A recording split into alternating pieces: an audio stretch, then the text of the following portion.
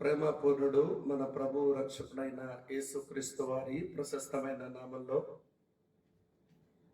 ప్రకటన గ్రంథపు ధ్యానాలలో 9వ అధ్యాయ ధ్యానానికి ప్రేమతో మిమ్మలను ఆహ్వానిస్తూ ఉన్నాను. ప్రకటన గ్రంథం 9వ అధ్యాయం మొదటి 12 వచనాలు ఈ పూట మన ధ్యానం కొరకు చదువుకుందాం. 5వ దూత బూర ఊదినప్పుడు ఆకాశము నుండి భూమి మీద రాలిన ఒక నక్షత్రమును చూచితిని. అగాధము యొక్క తాళపు చెవి అతనికి ఇయ్యబడను. అతడు అగాధము తెరవగా పెద్ద కొలిమిలో నుండి లేచు పొగ వంటి పొగ ఆ అగాధములో నుండి లేచను. ఆ అగాధములోని పొగ చేత సూర్యుని వాయుమండలమున చీకటి కమ్మెను. ఆ పొగలో నుండి మిడతలు భూమి మీదకి వచ్చాను. భూమిలో ఉండు తేళ్లకు బలమున్నట్టు వాటికి బలము ఇయ్యబడెను. మరియు నొసల యందు దేవుని ముద్ర లేని మనుషులకే తప్ప భూమిపైనున్న గడ్డికైనను ఏ మొక్కలకైనను మరి ఏ వృక్షమునకైనను హాని కలుగ చేయకూడదని వాటికి ఆజ్ఞ ఇయ్యబడెను. మరియు వారిని చంపుటకు అధికారం ఇయ్యబడలేదు గాని 5 నెలల వరకు బాధించుటకు వాటికి అధికారము ఇయ్యబడెను. వాటి వలన కలుగు బాధ తేలు మనుషుని కుట్టినప్పుడు ముండు బాధ వలె ఉండను. ఆ దినములలో మనుషులు మరణమును వెతుకుదురు గాని అది వారికి దొరకనే దొరకదు. చావవలనని ఆశపడదురు గాని మరణం వారి యొద్ద నుండి పారిపోవును. ఆ మిడతల రూపములు యుద్ధమునకు సిద్ధపడిన గుర్రములను పోలియున్నవి. బంగారం వలె మెరయు కిరీటముల వంటివి వాటి తలల మీద ఉండెను. వాటి ముఖములు మనుష్య ముఖముల వంటివి. స్త్రీల తల వెంట్రుకల వంటి వెంట్రుకలు వాటికి ఉండెను. వాటి పండ్లు సింహపు కోరల వలె ఉండెను. ఇనుప మైమరుపు వంటి మైమరుపులు వాటికి ఉండెను. వాటి రెక్కల ధ్వని యుద్ధమునకు పరిగెత్తునట్టి విస్తారమైన గుర్రపు రథముల ధ్వని వలె ఉండెను. తేళ్లకు తోకల వంటి తోకలను కొండ్లను వాటికి ఉండెను. 5 నెలల వరకు వాటి తోకల చేత మనుషులకు హాని చేయుటకు వాటికి అధికారము ఉండెను. పాతాళపు దూత వాటి పైన రాజుగా ఉన్నాడు. హెబ్రీ భాషలో వానికి అబద్దోనని పేరు. గ్రీసు దేశపు భాషలో వాని పేరు అపోల్లోయోను. మొదటి శ్రమ గతించెను, ఇదిగో మరి 2 శ్రమలు ఇటు తరువాత వచ్చును. ప్రభు ఈ వచనాలను మన ధ్యానం కొరకు దీవించునుగాక. ప్రార్థన చేసుకుని వాక్యం విందాం. ప్రేమపూర్ణుడైన మా పరలోకపు మా ప్రియమైన తండ్రి, మీకు కృతజ్ఞతలు చెల్లించుకుంటూ నీ పాదాల చెంతకు చేరి వస్తున్నాం. మరియ మీ పాదముల చెంత కూర్చున్నప్పుడు మీరు ఆమెకు బోధ చేసినట్లు, ప్రభువా నీ దాసుడు ఆలకించును సెలవిమ్ము అని సమూయేలు అడిగినప్పుడు సమూయేలుతో మీరు మాట్లాడినట్లు ప్రభువా మీరు మాతో కూడా మాట్లాడాలి అని ప్రార్థిస్తూ ఉన్నాం. ఈ లాక్డౌన్ సీజన్లో మేము నీ వాక్యమునకు చేరువవ్వడానికి ప్రార్థనతో మా విశ్వాస జీవితాన్ని మెరుగుపరచుకోవడానికి మీరు మాకు ప్రసాదించిన ఈ ప్రశస్తమైన గడియల కొరకై మిమ్మల్ని మా హృదయపూర్వకంగా స్తుతిస్తూ ఈరోజు మా ధ్యానంలో నీ సహాయాన్ని కోరుతున్నాము.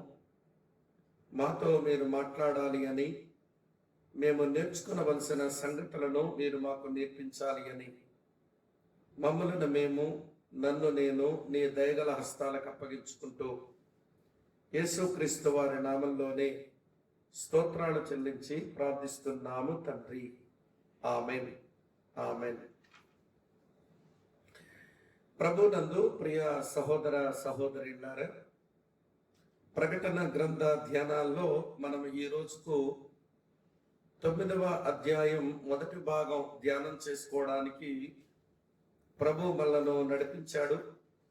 అట్లా నడిపించిన ఆ నమ్మదగిన దేవునికి నేను స్తుతులు చెల్లిస్తూ, దేవుని వాక్యం నేర్చుకోవాలి అన్న ఆసక్తిని కనపరుస్తూ ఉన్న వాక్య ప్రేమికులైన మీకును నా హృదయపూర్వకమైన వందనాలు చెల్లిస్తా ఉన్నాను. సరే, ఈరోజు మనం చదువుకున్నటువంటి ఈ భాగంలో భూమి మీదకి పాతాళ లోకం, భూమి మీదకి పాతాళ లోకం వస్తే ఎట్లుంటుందో ప్రియులారా, ఈరోజు మనం ఈ వాక్య వెలుగులో కొంత తెలుసుకోవచ్చు. పాతాళ లోకపు పరిపూర్ణత ఇంకా భూమి మీదకి రాకపోయినా మనుషులకు ఎందుకో ఆ పాతాళ లోకపు ఛాయలు అనుభవించాలి అని చాలా అత్యాశ ఉంటుంది. అందుకనే ఈ భూమి మీద దుష్ట సంబంధమైన చర్యలు, దానికి సంబంధించినటువంటి పుస్తకాలు, దానికి సంబంధించినటువంటి సినిమాలు, ఇవన్నీ నేడు మన సమాజంలోనికి వచ్చాయి. ప్రియులారా, అవి చూడడం చదవడం అది భయం కలిగిస్తూ ఉన్నా దాంట్లోనే మనిషి ఎందుకో ఆనందించడానికి అలాంటి సినిమాలను చూసుకుంటూ కూర్చుంటారు, అలాంటి పుస్తకాలను చదువుకుంటూ కూర్చుంటారు. అలాంటి దుష్ట క్రియలు, పాతాళ సంబంధమైన క్రియలు, చేతబడులు, చిల్లంగులు, సోదెలు, ఇలాంటి వాటికి మనుషులు చాలా ఆసక్తిని కనపరచడం బలి విడ్డూరం. ఇవే పాతాళ లోకం సంబంధపు ఛాయలు అనుభవించడము అంటే. ఛాయలే మనుషులను ఇంత క్లిష్టమైన పరిస్థితుల్లోనికి తోసేస్తుంది. ఇలాంటి సినిమాలు, పుస్తకాలు చదివి చూచి ఈ హర్రర్ ఫిల్మ్స్ వలన వారి మనస్సుల్లో ఎక్కడో భయాందోళన, దాని తర్వాత వారి మనస్తత్వంలో క్రూరత్వం మనుషులకు వచ్చేస్తుంది. అలాంటిది అటువంటి పాతాళమే భూమి మీదకి వస్తే ఎట్లుంటుంది? 7 ఏళ్ల శ్రమల కాలంలో మొదటి 3.5 సంవత్సరాల గతింపు తర్వాత దాదాపు చివరి 3.5 సంవత్సరాల శ్రమల కాలంలో సంభవించేటువంటి సంఘటనలకు మనం చేరువుగా మనం వచ్చాం కనుక ఆ దినాల్లో ఎలా ఉంటుందో, ఆ రోజులు చాలా చెడ్డవి, ఆ రోజులు మరి చెడ్డవి, ఆ రోజులు బహు చెడ్డవి అని కూడా మనం చెప్పాల్సి ఉంటుంది. ఆ రోజులు అంత చెడ్డవి కనుకనే ప్రకటన గ్రంథం 8వ అధ్యాయం 1వ వచనంలో పరలోకమందు ఇంచుమించు అరగంట సేపు నిశ్శబ్ద వాతావరణం అలుముకుంది. అలాగనే భూమి మీదకు పాతాళ లోకం వచ్చే రోజుల్లో ఈ నరులు భరించలేని బాధలు అనుభవించవలసి వస్తుందని ఆ ఆకాశమున ఎగురుచు ఉన్న ఒక పక్షి అయ్యో అయ్యో అయ్యో అని గొప్ప స్వరముతో చెప్పడాన్ని మనం ప్రకటన గ్రంథం 8వ అధ్యాయం 13వ వచనంలో మనం చూసాం. ప్రియులారా, ఇంత కఠోరమైన భయాందోళన కలిగించేటువంటి, మనుషుడు భరించలేని బాధభరితమైనటువంటి ఆ రోజులు ఎలా ఉంటాయో వాక్య వెలుగులో కొంచెం మనం అర్థం చేసుకోవడానికి ప్రయత్నం చేద్దాం. నేను ఎంత వివరించినా ఆ వాస్తవం వరకు చేరలేను అని నాకు తెలుసు. కానీ మనకు దొరుకుతున్న వాక్య ప్రత్యక్షతలో మన ఆలోచన సరళి ఏ మేరకు ప్రయాణం చేయగలదో ఆ మేరకు మాత్రమే నేను ఏదైనా మీతో పంచుకోగలను. కానీ నా వివరణే కొంచెం అది భయంగా, ఆందోళనగా ఉంటే, మనం చదువుకున్నది అర్థం చేసుకుంటున్నప్పుడే భయమో ఆందోళన కలుగుతుంటే వాస్తవం అది ఎంత భయంకరంగా ఉంటుందో నేను మీకు వేరుగా చెప్పవలసిన అవసరం లేదు. కనుక ప్రియమైన మిత్రులారా, ఈ 12 వచనాల్లో నేను ఒక 3 సంగతులను మీతో పంచుకోవాలి అని తలుస్తూ ఉన్నాను. అందులో మొదటి సంగతి, ఒక భయంకరమైన వ్యక్తి. తన కొరకు కొంచెమైనా మనం తెలుసుకోవలసిన అవసరత ఉంది ఈ సందర్భం ప్రకారం. రెండవది, ఒక భయంకరమైనటువంటి స్థలం. ఆ స్థలాన్ని గురించి కూడా మనం కొంచెం అవగాహన చేసుకోవడం అది అత్యవసరం. అలాగనే మూడవ సంగతి, భయంకరమైన దాడి. ఈ భూమి మీద జరిగే అన్ని దాడుల్లో భయంకరమైన దాడులు ఆరంభమవుతున్నాయి. ప్రియులారా, ఆ దాడిని మనం 9వ అధ్యాయంలోనే మనం చూస్తాం. కనుక ఈ 3 విషయాలు గమనించండి. ఒక భయంకరమైన వ్యక్తి, ఒక భయంకరమైన స్థలం, ఒక భయంకరమైన దాడి. ఈ 3 ఈ 12 వచనాల్లో ఉన్న తాత్పర్యం. సరే రండి, ఆ భయంకరమైన వ్యక్తిని గురించి మనం మొదటి అధ్యాయంలో చదువుతాం. ప్రకటన గ్రంథం 9వ అధ్యాయం 1వ వచనం చూడండి. 5వ దూత బోర ఊదినప్పుడు ఆకాశము నుండి భూమి మీద రాలిన ఒక నక్షత్రమును చూచితిని అని రాసి ఉంది. ప్రియులారా, గమనించండి, ఆకాశము నుంచి భూమి మీదకు రాలిన ఒక నక్షత్రం. ఏమిటి నక్షత్రం అని అంటే మనం సులువుగా మనం చెప్పొచ్చు అది ఏంటో. యెషయా గ్రంథం 14వ అధ్యాయం, యెషయా గ్రంథం 14వ అధ్యాయం 12వ వచనాన్ని ఆధారంగా చేసుకుని ఆ నక్షత్రం మరి ఎవరో కాదు, ప్రియులారా, లూసిఫర్ లేదా తేజో నక్షత్రం అని మనం చెప్పొచ్చు. చూడండి, యెషయా 14:12లో ఏముందో, తేజో నక్షత్రమా, వేకువ చుక్క, నీ వెట్లు ఆకాశము నుండి పడితివి అనే మాట మనం చూస్తాం. కనుక క్రీస్తునందు ప్రియమైన స్నేహితులారా, ఈ నక్షత్రం మరి ఎవరో కాదు సుమా, అది ఆకాశము నుంచి, పరలోకము నుంచి ఎవడి క్రిందకు పడద్రోయబడినటువంటి లూసిఫర్ అనే విషయాన్ని మనం ఈ వచనాల వెలుగులో తెలుసుకోవచ్చు.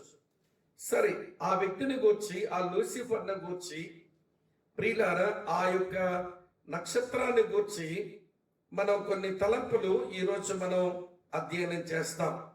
అందులో మొదటి అధ్యాయం, వాడొక ప్రసిద్ధిగాంచిన వ్యక్తి, ఫేమస్ ఫిగర్. అది ఎలాగ ఫేమస్ మీతో చెప్తాను. అతను ఎంత ఫేమస్ అంటే, అటు పరలోకానికి సుపరిచితుడై, పాతాళ లోకానికి కూడా అతను సుపరిచితుడై, అలాగనే భూమి మీద కూడా చాలా మందికి తను చాలా పరిచయస్తుడే. ఈ 3 వచనాల వెలుగులో ప్రియమైన స్నేహితులారా, వాడు చాలా ఫేమస్ ఫిగర్ అని మనం చెప్పచ్చు. ప్రభువైన యేసుక్రీస్తు వారు కూడా భూమి మీద ఉన్నప్పుడు వీరిని గురించి ఇట్లా అన్నారు. చదువుతాను చూడండి. లూకా సువార్త 10వ అధ్యాయం, లూకా సువార్త 10వ అధ్యాయం ఇలా చదువుతున్నాను మిత్రులారా, గమనించండి. 18వ వచనం ఇలా రాసి ఉంది. ఆయన అనగా యేసు, సాతాను మెరుపు వలె ఆకాశము నుండి పడుట చూచితిని అన్నాడు. కనుక ప్రభువైన యేసుక్రీస్తు వారు కూడా వీడు ఆకాశము నుంచి పడిన వ్యక్తి అని ప్రియులారా తన బోధలో ఆయన ప్రస్తావించారు. కనుక అటు పరలోకానికి, ఇటు పాతాళ లోకానికి, ఇటు భూలోకానికి వాడు పరిచయమైన, ప్రసిద్ధి చెందిన, ఒక పేరుగార్చిన వ్యక్తే అని మనం గమనించాలి. రెండో సంగతి చెప్తాను వినండి.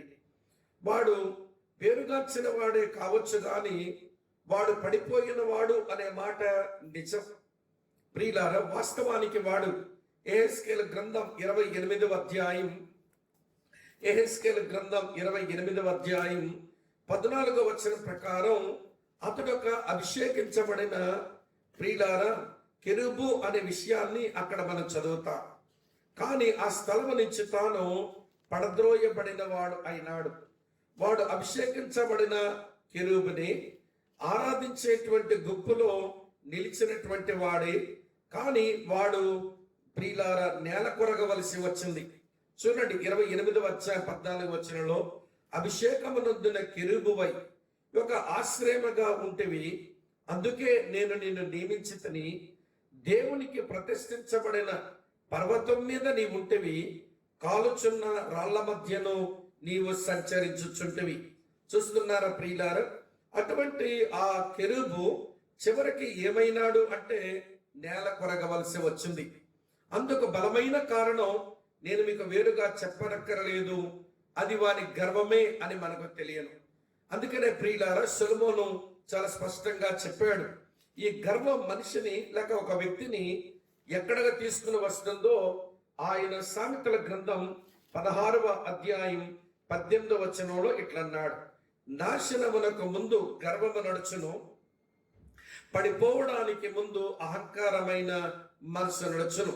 దేవుని సముఖమందు ఉండి దేవునిని ఆరాధిస్తూ ఆరాధికుల గుంపుకు నాయకుడైన తాను గర్వము చేత అహంకారమైన మనసు చేత తను పడిపోయే దుస్థితిని వాడు తెచ్చుకున్నాడు, వాడు పడిపోయినాడు అని మనం చూస్తాం.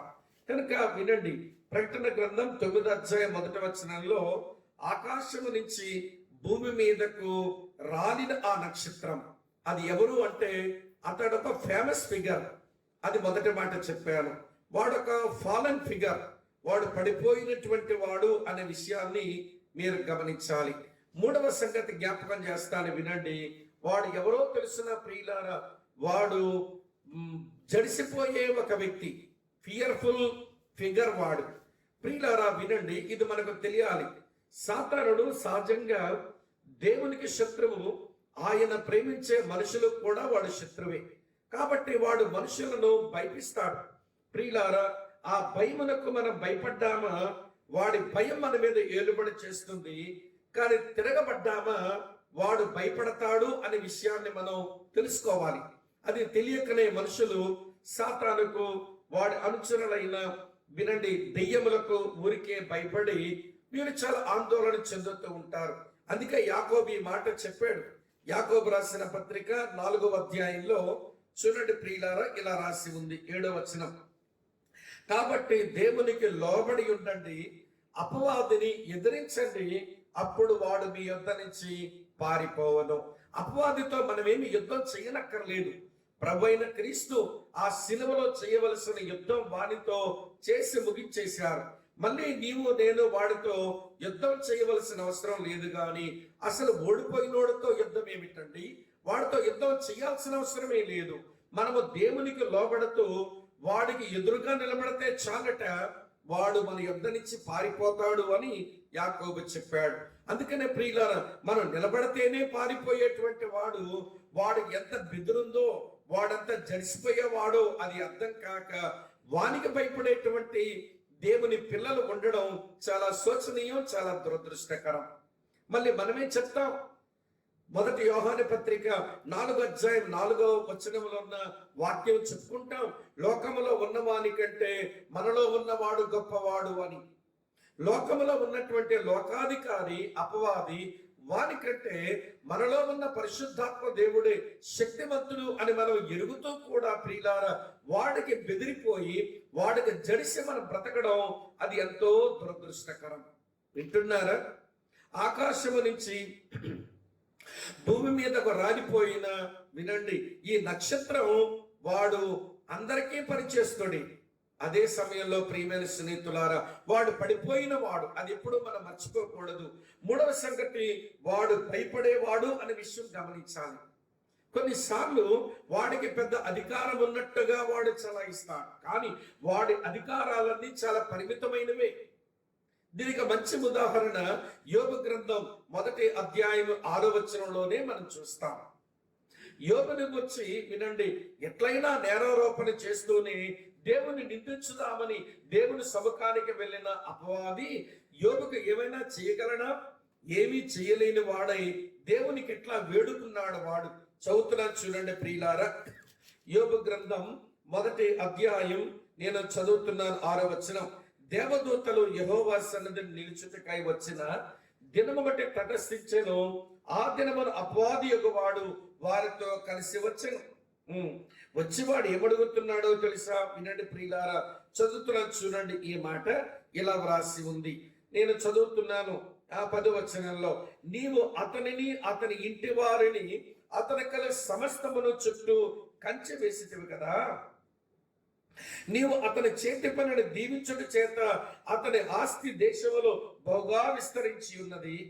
అయినను నీవు ఇప్పుడు నీ చెయ్యి చాపి అతని కలిగిన సమస్తమును మొత్తిని ఎడల నీ ముఖం ఎదుటనే దూషించి నిన్ను విడిచిపోవనని యెహోవాతో అనగా దేవుడు ఇట్లన్నాడు, ఇదిగో అతని కలిగిన సమస్తమును నీ వశమునున్నది, అతనికి మాత్రం ఏ హానియో చేయకూడదని అపవాదికి సెలవీయగా వాడు యెహోవా సన్నిధి నుండి బయలు వెళ్ళెను.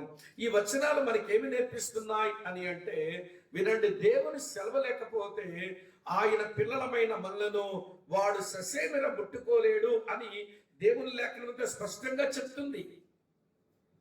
మనం నిలబడితే జడిసిపోయేవాడు, వానికి వినండి ప్రియులారా, ఎదురుగా నిలబడితేనే భయపడేవాడు, వాడు అన్ని అధికారాలు కలిగి ఉన్నట్టుగా కనబడుతున్నాడే గాని దేవుని అనుమతి లేకపోతే వాడు మళ్ళీ ఏమీ చేయలేనటువంటి వాడు. ఇంకొక మాట చెప్తాను, వాడికి ఏమైనా అధికారాలు ఉన్నా అవి చాలా పరిమితులు కలిగినటువంటి అధికారాలే అని లేఖనం ఎంత స్పష్టంగా చెబుతున్న కొంతమంది దేవుని పిల్లల జీవితంలో వీడు దేవుని కంటే శక్తివంతుడు అన్నట్టు, దేవుని కంటే శక్తివంతుడని వానికి భయపడతారు, దేవుని కంటే జ్ఞానవంతుడని వాడు కింద పనిచేస్తున్నటువంటి వినండి సోదిగాళ్ళ దగ్గరకు, మంత్రజ్ఞుల దగ్గరకు, కిచకిచలాడు గొంతు కలిగిన వారి దగ్గరకు వెళ్ళి వారి యొక్క సలహాలు తీసుకుంటారు. చూడండి ఎంత విచారము ప్రియులారా. వాడికి సర్వశక్తి లేదని మనకు తెలుసు, వాడు సర్వజ్ఞాని కాడు అనే విషయం కూడా తెలుసు. కానీ వాడు ఏదో సర్వశక్తివంతుడు అన్నట్టు భయపడుతూ, వాడది సర్వజ్ఞాని అన్నట్టు వాడు అనుచరుల దగ్గరికి వెళ్ళి సలహాలు సంప్రదింపులు పొందుతున్న మనం ఏమి దేవుని వాక్యాన్ని ఎరిగినామంటారు చెప్పండి? ప్రభునందు ప్రియమైన స్నేహితులారా, నేను ఒక సేవకుడిని ఎరుగుదును. ఆయన సేవకుడంట, అలాగనే విశ్వాసులతో అంటున్నాడట. ఆయన గురించి మాట వింటున్నప్పుడు భలే బాధ అనిపించింది. విశ్వాసిని పట్టుకొని ఇగో సైతాన్ని బొటనవేలు మీద ఉన్నాడు, అక్కడి నుంచి నీ మడి మీదకి వచ్చాడు, అక్కడి నుంచి నీ జబ్బ మీద కూర్చున్నాడు, వీడికే కనబడుతుందట. అసలు ఈ సేవకుల్లోనే పెద్ద దెయ్యం ఉందేమనిపించింది నాకు. చూస్తున్నారా? మరి సేవకులకే సరైన అవగాహన లేకపోతే మరి విశ్వాసులకు మీరు ఏమి నేర్పిస్తాం? కనుక ప్రియులారా వినండి, వాడికి ఏదైనా అధికారం ఉంటే అది దేవుని వల్ల ఇవ్వబడాలి. ఆ అధికారము కూడా చాలా పరిమితమైనదని విషయం గమనించాలి. ఇప్పుడు ఈ రోజు మనం చదువుకున్న ఈ భాగంలో వాడు పాతాళమును తెరిచి, వినండి, ఆ పాతాళములో ఉండేటువంటి వారిని బయటకు తీసుకుని వచ్చేటువంటి ఆ మిడతల లాంటి వారిని తీసుకొచ్చే అధికారము కూడా మళ్ళీ దేవుడిచ్చిందే. ఎందుకో తెలుసా? వినండి, పాతాళం మీద అధికారం ఎవరికి ఉంది? చదువుతున్నాను చూడండి. ప్రకటన గ్రంథం 1వ అధ్యాయం 18వ వచనంలో ఇలా ఉంది. ప్రకటన 1వ అధ్యాయం 18వ వచనం, నేను మొదటి వాడను కడపటి వాడును జీవించేవాడను మృతుడనైతిని గాని ఇదిగో యుగయుగములు సజీవుడనై ఉన్నాను, మరియు మరణము యొక్కయు పాతాళ లోకము యొక్కయు తాళపు చెవులు నా స్వాధీనములో ఉన్నవి. పాతాళపు లోకపు తాళపు చెవులు కూడా అవి క్రీస్తు యొద్దనే ఉన్నాయి. కనుక ప్రియమైన స్నేహితులారా, ఎవడో నన్ను చంపేస్తాడు, నేనేదో పాతాళం పాలైపోతాను అని నువ్వు భయపడాల్సిన అవసరం లేదు. నువ్వు నమ్మిన దేవుని చేతిలో ఆ పాతాళ లోకపు తాళపు చెవులు ఉన్నాయి. ఆయన అనుమతి లేకుండా నీకు చావు కూడా సంభవించదు, చావు కూడా సంభవించదు. అర్థమైనాడా ఈ వ్యక్తి? వీడొక భయంకరమైన వ్యక్తి, కానీ వీడు అందరి దగ్గర పేరుగాంచిన వాడే, అలాగని వాడు పడిపోయిన వాడే, చివరికి వాడు బెదిరిపోయేవాడే అనే విషయం అతగాడు కూర్చున్నటువంటి కొంత వివరణ మనం తెలుసుకోవడం అవసరం. కనుక ఆకాశము నుండి భూమి మీద రాలిన ఈ స్టార్, ఈ నక్షత్రాన్ని గురించి నేను మీకు జ్ఞాపకం చేశాను.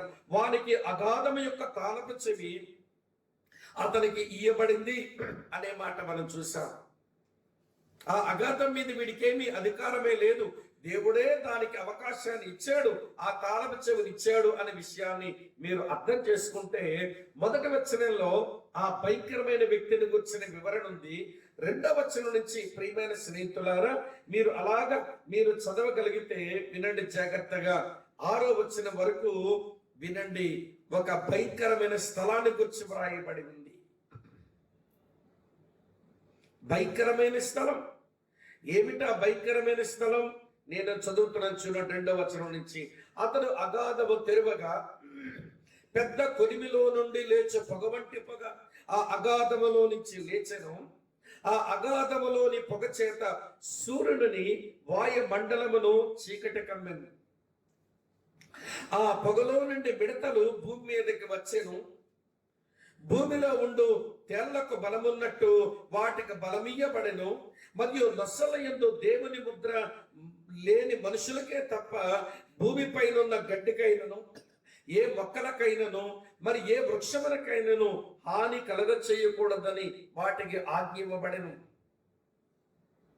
మరియు వారి చంపుటకు అధికారం ఇవ్వబడలేదు గాని 5 నెలల వరకు బాధించుటకు వాటికి అధికారం ఇవ్వబడెను. వాటి వలన కలుగు బాధ తేలు మనుషులు కుట్టినప్పుడు ఉండు బాధ వలె ఉండును. ఆ దినములలో మనుషులు మరణమును వెతుకుదురు గాని అది వారికి దొరకనే దొరకదు. చావవలనని ఆశపడుదురు గాని మరణము వారి యొద్ద నుంచి పారిపోవును. ప్రభునందు ప్రియులారా, ఇప్పుడు ఆ స్థలాన్ని గురించి కొంచెం చెప్పి ఆ 2వ వచనాన్ని ఆధారంగా చేసుకుని చెప్పి 3వ వచనం నుంచి 12వ వచనం వరకు వాటి దాడిని గురించి మీతో చెప్తాను. సరే, 2వ వచనంలో ఏం రాసిందంటే, అతడు అగాధము తెరవగా పెద్ద కొలిమిలో నుండి లేచు పొగ వంటి పొగ ఆ అగాధము నుంచి లేచెను. ఆ అగాధములోని పొగ చేత సూర్యుని వాయుమండలమును చీకటి కమ్మెను. ఈ స్థలము పేరు అబీస్ అని అంటారు. ప్రియులారా, ఈ అబీస్ అనేది మొట్టమొదట ఇది మట్టులేని గొయ్య, అనగా దీని చాలా లోతైన స్థలము అని గమనించాలి. ఇది మట్టులేని గొయ్య. వినండి ప్రియమైన స్నేహితులారా, కనుక ఇది బహు లోతైన స్థలము అనే విషయాన్ని దయతో మీరు గమనించాలి అని నేను మీకు మనవి చేస్తున్నాను. అది మొదటి సంగతి. 2వ సంగతి ఏంటో తెలుసా? ఇది అగాధం అని రాసిందే, అది చీకటి స్థలం. ఇది లోతైన స్థలము, ఇది చీకటి స్థలం. మరి లోపలేమున్నాయి అని ఒకవేళ గమనిస్తే అందులోంచి బయటకు వచ్చినవన్నీ మిడతల్లాగా బయటకు వస్తున్నాయి. కానీ వినండి, దాని లోపల ఉండేది దెయ్యములు, లేకపోతే పడిపోయిన దేవదూతలు. వివరణిస్తాను, వినండి జాగ్రత్తగా. ఇందులో ఎవరున్నారట? వినండి. సాతానుడు పడినప్పుడు వారితో పాటు అనేకులు కిందకు వచ్చారు. కానీ కిందకు వచ్చిన వాళ్ళంతా ఈ భూమి మీద ఉండి కానీ వారి పని చేయడం మొదలు పెడితే అసలు మనుషులాగా బ్రతుకుండే వాళ్ళం కాదు. కనుక కొన్ని దేవదూతలకు స్వేచ్ఛనిచ్చాడు, స్వేచ్ఛనిచ్చేవి ఉన్నాయి. అలాగనే కొన్నింటిని ఆయన బంధించి ఉంచాడు. ఎక్కడ బంధించాడో చదువుతాను చూడండి. యోధా పత్రిక 6వ వచనం ఇలా ఉంది. యోధా పత్రిక 6వ వచనం, మరియు తమ ప్రధానత్వమును నిలుపుకొనక తమ నివాస స్థలమును విడిచిన దేవదూతలను మహాదినమున జరుగు తీర్పు వరకు కటిక చీకటిలో నిత్య పాశములతో ఆయన బంధించి భద్రము చేశారు. గమనిస్తున్నారా? ఇక్కడ దేవదూతలు దేవుని దగ్గరుంటే దేవదూతలే.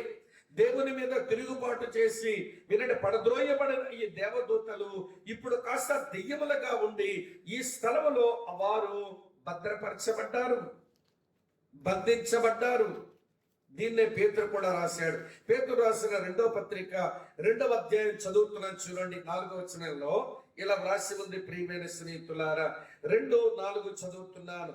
దేవదూతలు పాపము చేసినప్పుడు దేవుడు వారిని విడిచిపెట్టక పాతాళ లోకమందలి కటిక చీకట గల బిలములోనికి త్రోసి తీర్పుకు కావలిలో ఉంచుటకు వారిని అప్పగించెను. గమనిస్తున్నారు?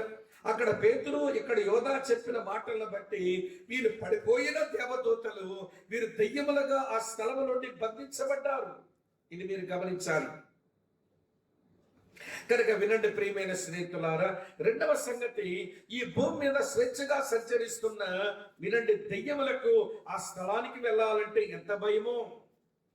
అక్కడ ఉన్నవి మీ జాతేగా, మరి మీ జాతితో కలుసుకోవడానికి ఎందుకు భయపడతారు? ఎందుకంటే అది బంధించబడిన స్థలము, అది అగాధ స్థలము, అది మట్టులేని లోతైన గొయ్య.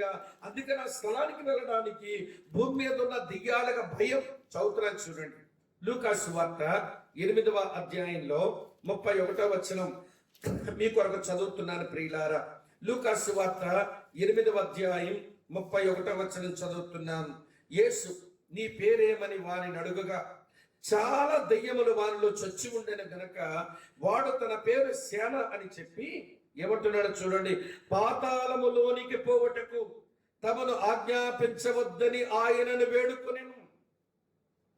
ఇవే దెయ్యములే, అక్కడ ఉన్నవి కూడా దెయ్యములే, కాకపోతే అవి బంధించబడి ఉన్నాయి కనుక ఆ స్థలం లోపలికి వెళ్ళడానికి ఈ దెయ్యములు భయపడుతున్నాయి అని అంటే, అక్కడ పంపించొద్దని వేడుకుంటున్నాయి అని అంటే అది ఎంత భయంకరమైన స్థలమో మీరు ఊహించవచ్చు. పడిపోయిన దేవదూతలందరూ దెయ్యములకు ఆ స్థలంలో బంధించబడి ఉండగా, భూమి మీద సంచారం చేస్తున్న స్వేచ్ఛ కలిగిన దెయ్యములు ఆ స్థలములోనికి వెళ్ళడానికే భయపడుతూ ఉండగా, మరొక విషయం చెప్పనా మీకు, ప్రకటన గ్రంథం 20 అధ్యాయంలో వినండి, ఒక రోజున ఖచ్చితంగా సాతానుడు ఆ స్థలానికే వెళ్తాడు. చదువుతున్నాను చూడండి, ప్రకటన గ్రంథం 20 అధ్యాయం, నేను చదువుతున్నాను 2వ వచనం. అతడు ఆది సర్పమును అనగా అపవాదియు సాతానును అను ఆ ఘట సర్పమును పట్టుకుని 1000 సంవత్సరములు వాని బంధించి అగాధములో పడవేశాను. ఏదో ఒక రోజున అపవాది అదే స్థలములో 1000 సంవత్సరములు వాడు బంధించబడనై ఉన్నాడు. అందుకే వినండి, ఇది డెమానిక్ ప్లేస్ అన్నాను. ఇది దెయ్యముల స్థలం. వింటున్నారా? ఇది డీప్ ప్లేస్, ఇది లోతైన స్థలము. అదే సమయంలో వినండి ప్రియులారా, ఇది డార్క్ ప్లేస్, ఇది అంధకారము కలిగిన స్థలము. అలాగే ఇది డెమోనిక్ ప్లేస్, ఇది దెయ్యములు ఉండేటువంటి స్థలం. ఈ వచనాల వెలుగులో వినండి, పడిపోయిన దేవదూతలందరూ అక్కడే బంధించబడ్డారు. భూమి మీద ఉన్న ఈ దెయ్యములకు ఆ స్థలానికి వెళ్ళడానికి వారు భయపడుతూనే ఉన్నారు. సాతానుడు కూడా ఒక రోజున అదే స్థలానికి చేరనై ఉన్నాడు అని లేఖనాల వెలుగులో ఈ సంగతులు మనం అర్థం చేసుకుంటున్నాం. అందుకే ఇది ఒక భయంకరమైన స్థలం అని చెప్పాల్సి వచ్చింది.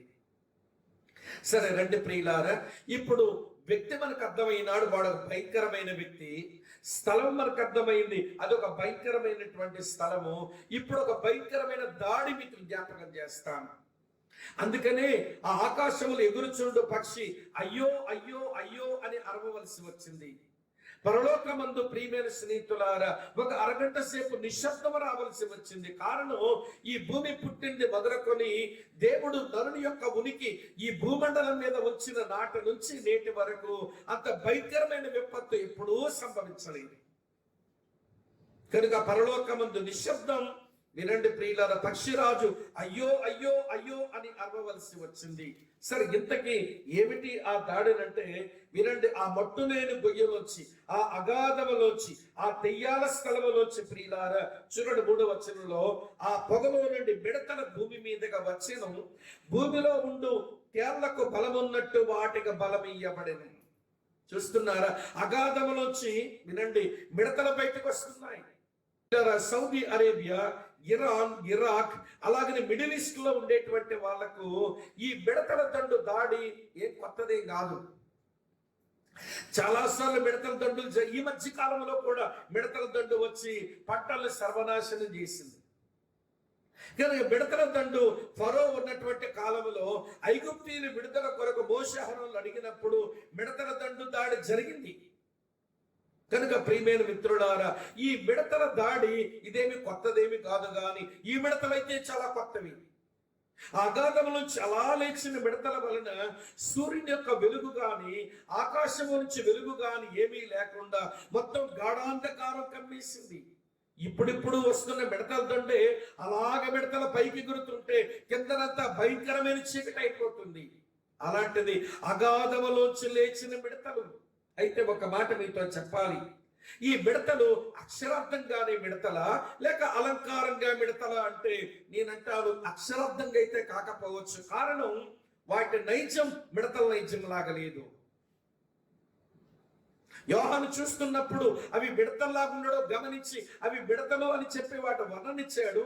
ఆ వర్ణన తరువాత మీతో చెప్తాను, గాని అది అలంకారంగానే వ్రాయబడింది అనడానికి గల కారణం 2 ప్రధానమైన కారణాలు ఉన్నాయి. మొదటి కారణం చూడండి, మిడతల యొక్క సహజ బుద్ధి ఏమిటి అంటే పచ్చగా ఉన్న పంటలు తింటాయి, దానిని ఒక శ్మశానం లాగా చేసి పడేస్తాయి. కానీ మిడతల యొక్క నైజం ఏంటో తెలుసా? చూడండి 4వ వచనం చదువుతున్నాను. భూమిపైన ఉన్న గడ్డికైనను ఏ మొక్కలకైనను మరి ఏ వృక్షములకైనను హాని కలగ చేయకూడదని వాటికి ఆజ్ఞీయబడెను. సాధారణంగా మిడతల యొక్క సహజ పని ఈ మొక్కల్ని, వినండి ప్రియ, వృక్షాలను, ఈ గడ్డిని పాడు చేయాలి కానీ అవి పాడు చేయవట.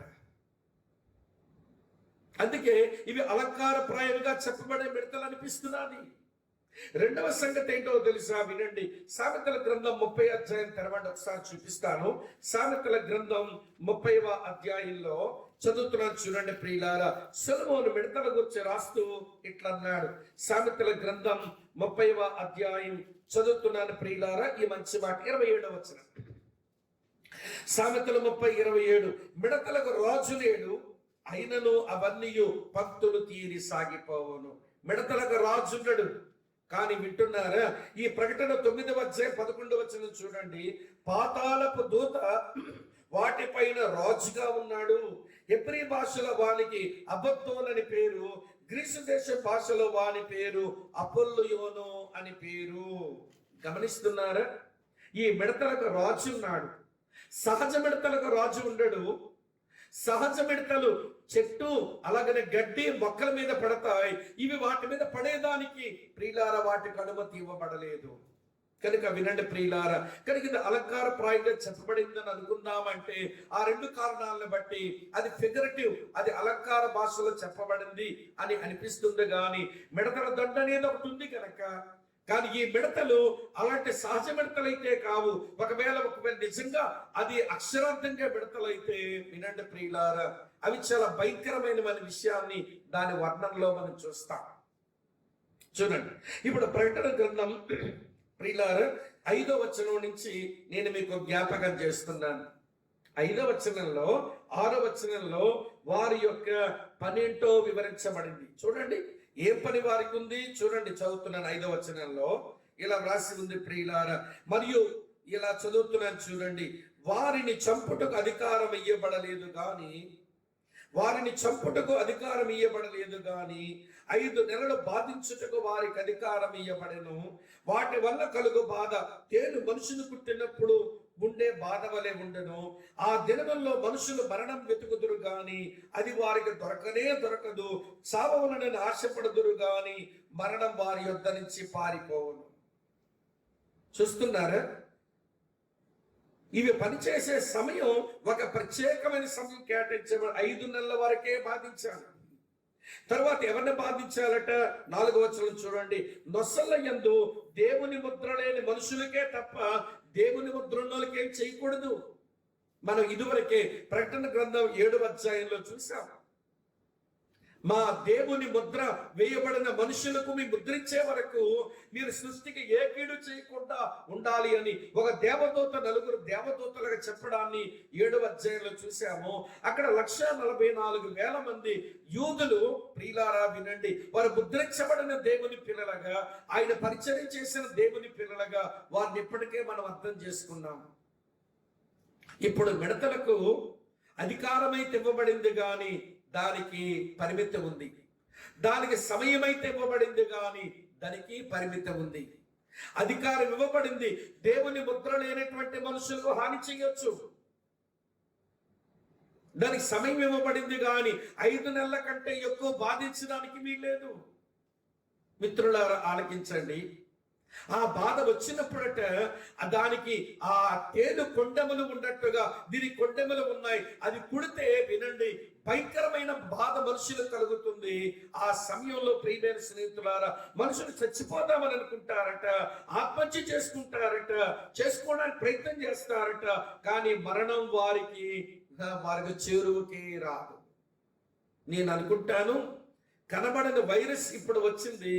దీని కొరకు దీని నుంచి తప్పించబడాలని ఒకవైపు టెక్నాలజీ, మరోవైపు సైన్స్ ఇన్ని తెప్పలపడుతుంటే నేను అనుకుంటాను ఆ 7 ఏళ్ల శ్రమల కాలంలో ఈ మిడతల దొండు చేత బాధించబడుతున్న మనుషుల కొరకు అటు సైంటిస్టులు, ఇటువైపు వినండి టెక్నాలజీ ఇవ్వండి, ఆ మంచి స్కిల్ ఉన్న వాళ్ళు ఎన్ని ప్రయత్నాలు చేస్తారో ఒక్క ప్రయత్నం పనిచేయదు.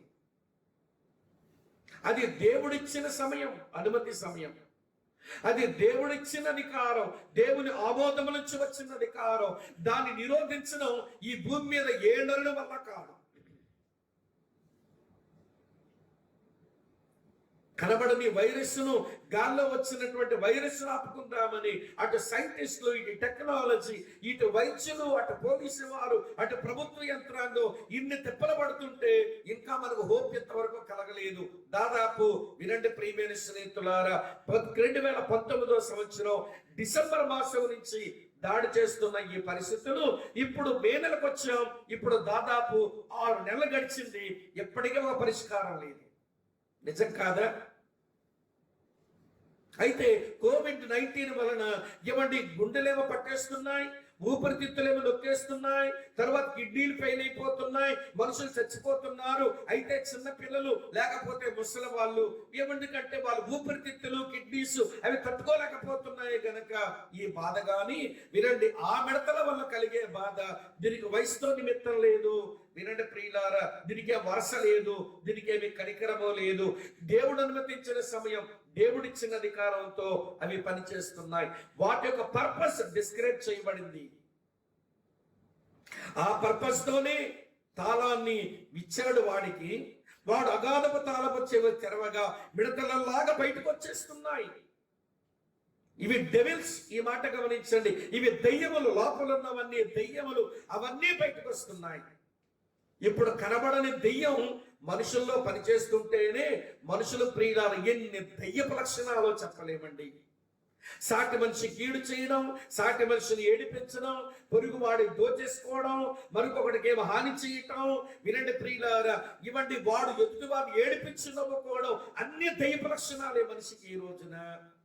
అలాంటిది ఆ అగాధములను దెయ్యాలన్నీ లేస్తుంటే అమ్మో వాటి బాధ ఎవడు భరించలేడట.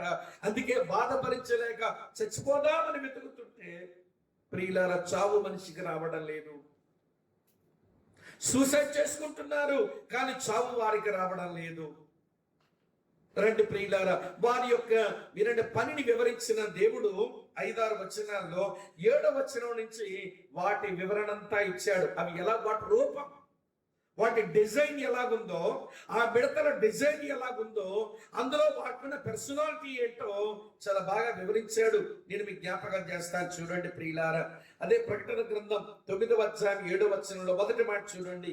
ఆ మిడతల రూపములు, వాటి డిజైన్స్ చూడండి. యుద్ధమునకు సిద్ధపడిన గుర్రములను పోలి ఉన్నవి అని రాసి ఉంది. అంటే యుద్ధానికి సిద్ధపడిన గుర్రాలు ఎట్లుంటాయో తెలుసా? వినండి ప్రియులారా, దాడి చేయడానికి ఉరుకుదామన్నట్టుగా ఉంటాయి, ఎదురుగా ఉన్న సైన్యాన్ని తొక్కిపడేద్దామన్నట్టుగా ఉంటాయి. దీన్ని ఇన్వేడింగ్ ఆర్మీ అంటాం. సిద్ధపడిన ఒక సైన్యం శత్రు సైన్యం మీద పడి వీళ్ళని చెడ్డాడుదామని ఎట్లుంటుందో యుద్ధములకు సిద్ధపడిన గుర్రాలు అలాగే ఉంటాయి. ఈ మిడతలు ఎట్లా కనబడుతున్నాయంట యోహానికంటే యుద్ధములకు సిద్ధపడిన గుర్రాల్లా కనబడుతున్నాయట. అది వాటి యొక్క వినండి ప్రియులారా సిద్ధపడి నిలబడిన విధానం. రెండో సంగతి చూడండి, బంగారము వలె మెరయు కిరీటములు వాటి తలల మీద ఉండెను. ఇది ఏమిటి? కిరీటము అధికారానికి సాదృశ్యం. ఇదివరకే చెప్పాను, దేవుడు వీటికి అధికారం ఇచ్చాడు అని. ఎంతవరకు అధికారం ఇచ్చాడు? 5 నెలల వరకు. ఎంతమంది మీద అధికారం ఇచ్చాడు? అందరి మీద. కానీ ఏమి మినహాయింపించాడు దేవుడు? దేవుని ముద్రున్న వాళ్ళకి కీడు చేయకూడదు. గమనించండి, అవి నిలబడని తీరు చూస్తే దాడి చేసే సైన్యములాగున్నాయి. వాటి తల మీద చూస్తే అధికారం ఇవ్వబడిన వాటిగా కనబడుతున్నాయి. తర్వాత చూడండి, వాటి ముఖములు మనుష్యుల ముఖము వంటివి. మనుష్యుని ముఖం, దానికి ఏమిటి సాదృశ్యం అంటే అవి చాలా తెలివైనవన్నమాట. మనుషుడు తెలివైన వాడు, అదే సమయంలో కుయుక్తిపరుడు. మనుషుల్లో కుయుక్తి, మనుషుల్లో తెలివితేటలు రెండు ఉంటాయి. లోపల సరైన వ్యక్తిత్వం ఉన్నవాడైతే తన తెలివితేటలు ఉపయోగించుకొని తన మేలు కొరకు బతుకుతాడు, సాటి మనిషి మేలు కొరకు బతుకుతాడు. కానీ వాడు చెడ్డవాడైతే వినండి, ఆ తెలివితేటలు కుయుక్తి కలిపి సాటి మనిషికి కీడు చేస్తాడు, చివరికి తనకు తాను కూడా కీడు తెచ్చుకుంటాడు. వీటి ముఖాలు చూస్తే అమ్మో అవి మనుషుని ముఖంలా కనబడుతున్నాయి, అవి ఎంత తెలివైనవో. దాని ముందు మేము తెలివి గల మనుషులం అనుకున్న వీళ్ళు తెలివంతా తెల్లారిపోబోతుంది.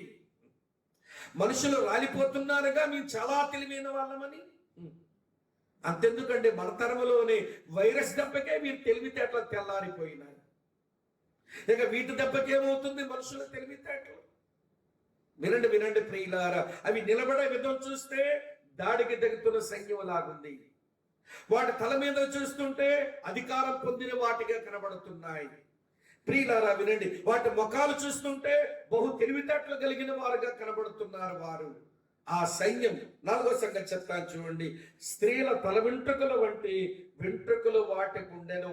స్త్రీల తల వెంట్రుకలు అది ఆకర్షణ, అది అట్రాక్షన్. అంటే ఈ మిడతలు ఎట్లున్నాయో తెలుసా, చూడడానికి భలే అట్రాక్షన్ గా ఉన్నాయి, చూడబుద్ధి అవుతుంది మనుషులకు. వినండి వినండి ప్రియులారా, నేను ఇక్కడ వివరించలేను, ఇక్కడున్న వివరణ కొంచెం ఎక్స్ప్లెనేషన్ ఇస్తున్నాను అంతే. వినండి చాలా జాగ్రత్తగా ఈ మాట. తరువాత వాటి పళ్ళు అంటే ఎట్లున్నాయట, సింహపు కోరల వలె ఉండెను. ఈ ప్రపంచంలో అన్ని జంతువుల కంటే సింహము యొక్క పళ్ళు అది మానవ శరీరానికి ఇట్లా తాగితే మానవ శరీరం ఇన్ఫెక్ట్ అయిపోతుంది. మీరు ఎప్పుడైనా ఎవరి ట్రైన్ యాక్సిడెంట్ లేదా రైల్వే ట్రాక్ మీద యాక్సిడెంట్ అయిన డెడ్ బాడీని చూడండి. యాక్సిడెంట్ అయ్యిందో లేదో వెంటనే శరీరం అంతా అది ఇనుముక్కలాగా నల్లగా మారిపోతుంది. ట్రైన్ యాక్సిడెంట్ అయిన ఏ డెడ్ బాడీనైనా చూడండి, అదొక నల్లగా వెంటనే ఇన్ఫెక్ట్ అయిపోతుంది. మరి సింహం యొక్క పళ్ళుకున్న మహత్తరమైన బలం ఏంటో కానీ అది తాకగానే హ్యూమన్ బాడీ ఇన్ఫెక్ట్ అయిపోతుంది. మరి ఈ మిడతల యొక్క నోరు చూస్తే సింహపు నోరు లాగున్నాయి. అంటే అది ఎవరిని తాకిందో ఆ మనిషి బాడీ ఇన్ఫెక్ట్ అవుతుంది. సద్దామంటే చావు రాదు, శరీరం అంతా ప్రియులారా అది ఇన్ఫెక్ట్ అయిపోతుంది.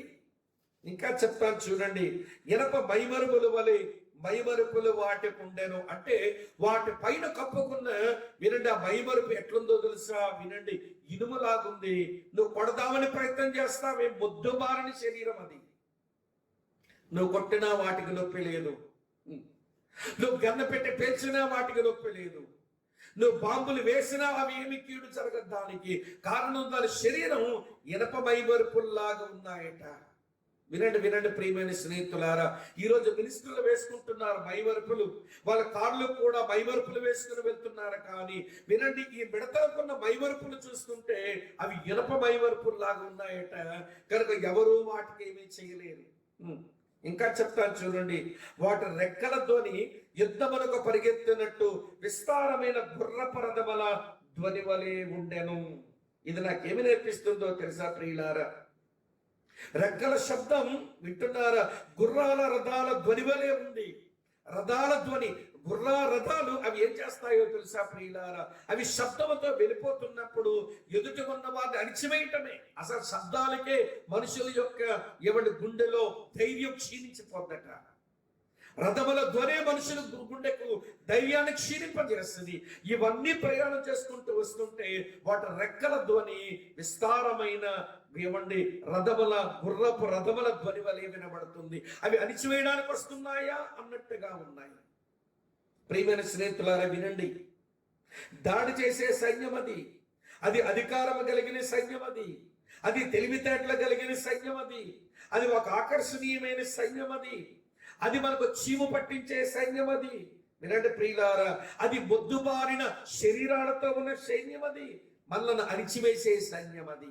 ఇంకా చెప్తాను చూడండి, ఇంకా దాని గురించి ఏముందో తెలుసా ప్రియులారా, చదువుతున్నాను చూడండి 10వ వచనంలో, తేళ్ల తోకల వంటి తోకలు, తేళ్లు తోకల వంటి తోకలు కొండ్లును వాటికి ఉండెను.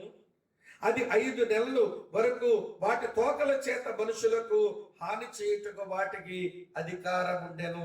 దీని తోకల చేత ఏమి కలిగిస్తుందనంటే బాధక హాని కలిగిస్తుందంట. ఆ తోకలకు చాలా బలం ఉంది అనే విషయం మనం ప్రియులారా అది మనం 3వ వచనంలోనే చదివాం. భూమిలో ఉండు తేళ్లకున్నంత బలము వాటికి ఇయ్యబడిందట. కనుక అవి భయంకరమైన బాధను హానిని కలిగించే సైన్యం. చివరి మాట చెప్తాను చూడండి 11వ వచనంలో, పాతాళపు దూత వాటి పైన రాజుగా ఉండెను. హెబ్రీ భాషలో వానికి అబద్దోన్ అని పేరు, గ్రీకు భాషలో వాని పేరు అపోల్లియోను అని పేరు. అర్థం ఏంటో తెలుసా? అబద్దోను అంటే అర్థం నాశనము చెయ్యవాడు. అపొల్లోని అన్న మాటకు అర్థం ఏంటో నాశనం చెయ్యవాడు. వీళ్ళ పైన రాజే నాశనం చెయ్యవాడైతే 5 నెలలు ప్రియులారా ఈ సృష్టి అంతటిని అల్ల కొల్లోలం చేసి నాశనం చేసే భయంకరమైన దెయ్యముల గుంపు. వినండి, ఇవి సంహారం చేయడానికి అధికారం లేకపోయినా, చంపే అధికారం లేకపోయినా మనుషులను తెగ బాధిస్తున్నటువంటి ఈ బాధ ముందుందని ఎరిగే ఆ పక్షిరాజు ఆకాశములో అయ్యో అయ్యో అయ్యో అని అరుస్తా ఉన్నాడు. ఇప్పుడు జ్ఞాపకం చేస్తాను, ఇలాంటి సంఘటన ఆ రోజు జరగబోతుంది. ఈ పరిస్థితుల్లో సంఘమైన నీవు నేను ఉండాము. అయితే వినండి, ఇలాంటి పరిస్థితులు ఎవరి మీద జరుగుతున్నాయి అంటే దేవుని ఎరగని వారికి. అలాగనే వినండి ప్రియమైన స్నేహితులారా, దేవుని సువార్తకు లోబడని వారికి. ఆ మాట పౌలు ఇందుకు ముందే చెప్పాడు. చదువుతాను చూడండి, తెస్సలోనికీ రాయబడిన 2వ పత్రిక 1వ అధ్యాయం. తెస్సలోనికీ రాయబడిన 2వ పత్రిక 1వ అధ్యాయం చదువుతున్నాను చూడండి ప్రియులారా, 6 నుంచి 8 వచనాలు. ప్రభువైన యేసు తన ప్రభావమున కనపరచు దూతలతో కూడా పరలోకము నుంచి అగ్నిజ్వాలలో ప్రత్యక్షమై దేవుని ఎరగని వారికి, మన ప్రభువైన యేసు సువార్తకు లోబడని వారికి ప్రతిదండన చెయ్యనప్పుడు అన్నాడు. ఈ 7 ఏండ్ల శ్రమల కాలంలో వారు కలుగుతున్నవన్నీ, ప్రభు ప్రత్యక్షం కాకమునుపు వారు అనుభవిస్తున్నవన్నీ కూడా వారికి ప్రతిదండన. కారణం, వారు దేవుని ఎరగలేదు, అలాగనే సువార్తకు లోపడలేదు. దేవుని మాటలు చెప్పేటువంటి వారికి వారు బాధ పెడుతూనే ఉన్నారు. మరి అలాంటి వాళ్ళకి ఆ బాధ జరుగుతుంది కదా. వినండి ప్రియులారా, మనం సంతోషిద్దామంటారా అంటే అవును, మనం సంతోషించడం న్యాయమే. అయితే అది భూమి మీద ఉన్నప్పుడు సంతోషించడం న్యాయం కాదు. ఆ పరిస్థితులు వారికి వస్తాయని భూమి మీద ఉన్నప్పుడు సంతోషించకూడదు. మన దేవుని సముఖంలో ఉన్నప్పుడు, దేవుని ఎరగని వారికి, సువార్తకు లోబడని వారికి దేవుడు ప్రతిదండన చేస్తున్నప్పుడు దేవుని మనసే నీ మనసు, దేవుని అభిప్రాయమే నీ అభిప్రాయం గనక, దేవుని ఆనందమే నీ ఆనందం గనక పరలోకమందు దేవునితో నువ్వు ఆనందించవచ్చు. కానీ భూమి మీద ఇప్పుడు బతికే ఉన్నావుగా, ఇంకా మనం ఎత్తబడలేదుగా. ఇప్పుడు మనం చేయవలసిన పని ఏంటో తెలుసా? అయ్యో, దేవుని ఎరగని వారికి, సువార్తకు లోబడని వారికి ఇంత భయంకరమైన శ్రమ ఉందా అని ఈ రోజున అయ్యో అంటూ నువ్వు ఏడవాలి. పైన ఎగురుచున్న పక్షిరాజు అయ్యో అయ్యో అంటున్నాడు. పరలోకమంతా అరగంట సేపు నిశ్శబ్దం వహించింది కదా. మరి భూమి మీద ఈ వాక్యాలు చదువుకుంటున్న మనం అయ్యో, ఇలాంటి భయంకరమైన శ్రమ మా కుటుంబ సభ్యులకు సంభవించబోతుందా? మిగిలిపోతే మా ఆప్తులకు, మా ప్రియులకు, లేక మా శ్రేయోభిలాషులకు, మారు మనసు పొందగా సంఘాల్లో కూర్చున్న మా సంఘస్థుల్లో కొంతమందికి ఇలాంటి పరిస్థితి రాబోతుందా అని ఇప్పుడు నువ్వు చేయవలసిన పని వినండి, వారి కొరకు దేవుని పాదాలు పట్టుకుని ఏడవడం చేత కావాలి. ఈ రోజు ఏడవడం నీకు చేతనైతే ఒకరోజు ప్రభువుతో సంతోషిద్దువు. కానీ నేనంటాను, ఈ రోజు వారి కొరకు ఏడవకపోతే, ఒక రక్షించబడి ప్రభు దగ్గరికి వెళ్ళిన వారు భూమి మీద నుంచి, వాళ్ళ నరకం నుంచి మన మీద నేరారోపణ చేసే రోజు వచ్చేస్తుందేమో అన్న భయం దేవుని పిల్లలమైన మనకు అది బాగా ఆవరించాలి. రాసుకో లిస్ట్ ఒక దగ్గర. ఎవరున్నారు నీ ఆప్తులు? ఎవరున్నారు నీ శ్రేయోభిలాషులు? ఎవరున్నారు నువ్వు ప్రేమించిన వాళ్ళు? ఇంకా ప్రభు దగ్గరకు రాలేదు, వారు మారు మనసు పొందలేదు, వారి పాప జీవితంలో జీవించారు, వారి పాపానికి ఒకప్పుడు సమ్మతి పలికావు, ఆ పాపంలో పాలు పంపుని పొందావు, వారి పాడు జీవితానికి నువ్వు వంతు పలికావు. ప్రభు తెలిసాడు నీకు, రక్షించబడ్డావు, మంచిది. వారు బాగుపడాలని ఈరోజు ఏడవాల్సి ఉంది. మళ్ళీ వాళ్ళ పాపములో పాలిపప్పులు పొంది వాళ్ళ పాపానికి సమ్మతని చెప్పి వినడు, వాళ్ళ పాపానికి మన మౌనం వహిస్తే నువ్వు వాళ్ళ పాపానికి అంగీకారం తెలిపినట్టే అవుతుంది.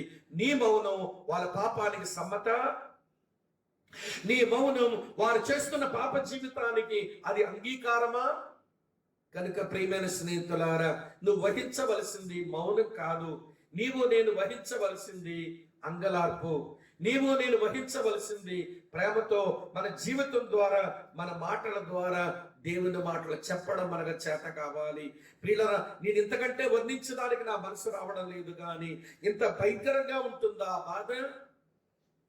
సుమారు ఒక 2 నెలలు లాక్డౌన్ లో కూర్చుని ఇంట్లో పరిపాట్లు లేక ఇంట్లో కూర్చుని కొన్ని పరిస్థితులు తెచ్చుకొని అన్నిటి గురించి ఆలోచించినప్పుడు కొంతమంది మానసిక రోగుల్లాగా మారిపోతున్నారు ఇప్పుడే. అది కూడా కుటుంబ సభ్యులతో ఉండి కోరుకుండా చేసుకుని తింటూ కూడా ఉన్న డబ్బులేమో ఖర్చు పెట్టుకుంటూ కూడా ఇంత మనస్తాపానికి మనుషులు లోనైతే ఇవన్నీ దాడి చేసిన రోజున ఈ మనుషుల గతి ఎలా ఉంటుందో కూర్చో, ఒక్కసారి కళ్ళు మూసుకో, ధ్యానం చెయ్యి. ఇవన్నీ దాడి చేస్తున్నాయని ఊహించు. అందులో నువ్వున్నావని కొంచెం ఊహించు. నొప్పి నీకు తెలుస్తుంది. ఒక దైవజనుడు ఇలా అన్నాడట, అతని ప్రార్థనలో ఇలా చేసుకుని పాడట. అతను ఏమన్నాడు, ప్రభువా, ఈ నశించిపోతున్న పాపుల కొరకు భారముతో నీ కొరకు పనిచేయడం నిమిత్తమై ఒక్కసారి నరకములను అడుగు పెట్టించిన తెచ్చాను ఆయన.